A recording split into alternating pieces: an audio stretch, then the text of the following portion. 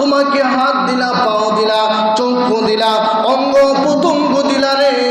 একটা চক্ষু যদি তোমার চলে যায়, লক্ষ কোটি টাকা দিয়েও তুমি একটি চক্ষু লাগানো সম্ভব হয় না।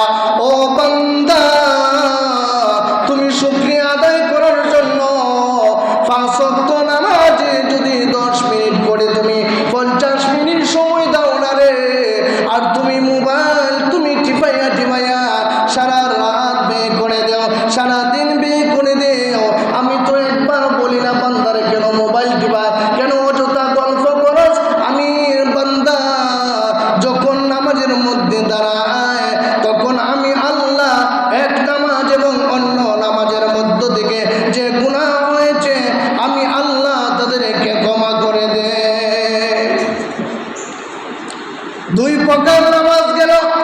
উদাসীন নামাজ, 2 নম্বর হলো সাপ্তাহিক নামাজ, 3 নম্বর নামাজই হলো মুমিনের নামাজ। যে নামাজ বান্দা যখন নামাজের মধ্যে দাঁড়ায়, তখন বান্দার মন বিভিন্ন জায়গার মধ্যে চলে যায়, বিভিন্ন জায়গার মধ্যে চলে যায়।